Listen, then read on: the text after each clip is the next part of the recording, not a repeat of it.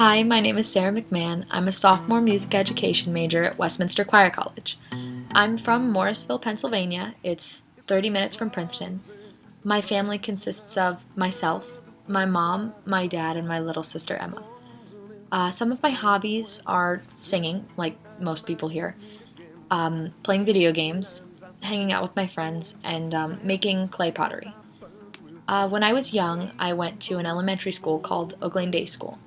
It was a small elementary school. It was made up of about 100 kids, and I think there was 9 in my class.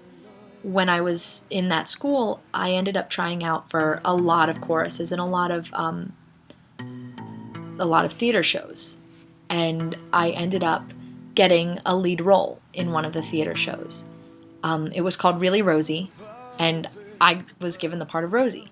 I was so excited. I told all my friends, but later on that day, I was called into the music room, and I was told by my 6th grade teacher and my music teacher that I wasn't able to memorize all of the parts.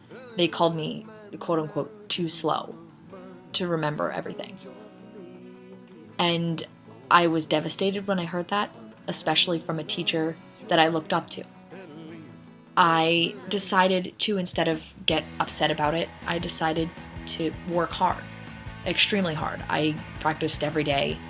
I practiced with my mom and my dad all the time. And I ended up doing very well. I ended up stealing the show, actually. But once I got out of school and once that had all passed, music still was a big thing in my life. I ended up joining a group called the Young Singers of Pennsylvania, which are a small traveling group, and I continued my chorus through middle school. Then in high school, I started getting teased because I had come out as bisexual, and high school never seemed quite safe for me until I got to chorus. And every day in chorus, I knew I had friends there. I knew I had a safe, protected place where no one would dislike me or no one could hurt me because of my teachers and because of my peers in the class.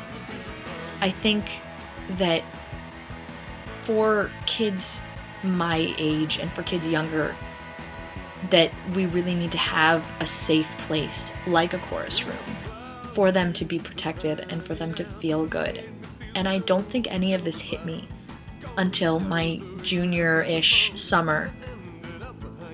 And it really dawned on me that instead of doing, like, I was into science, I might have even wanted to be a science teacher.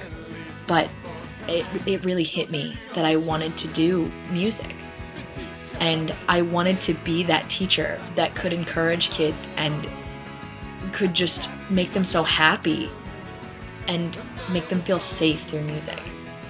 And I really hope to become that teacher. I don't know where that's gonna lead me. Maybe it's gonna lead me to elementary school, maybe to middle or high school, maybe even college. I'm not sure yet. But I know that wherever I am, I'm gonna be there for my students, regardless of who they are. Regardless of if they're normal students or someone with a different orientation than me or someone with a disability. I think that as a teacher, we need to know how to deal with certain complications, but we also need to be able to be supportive and to be protective of our own students. Because sometimes a lot of those students who come to chorus and who are truly their happiest don't have another place to go and don't have another place to feel safe. And I think that's really our job as music teachers. And that's how I feel about music, and I think that's who I am. For tonight, or maybe just tonight.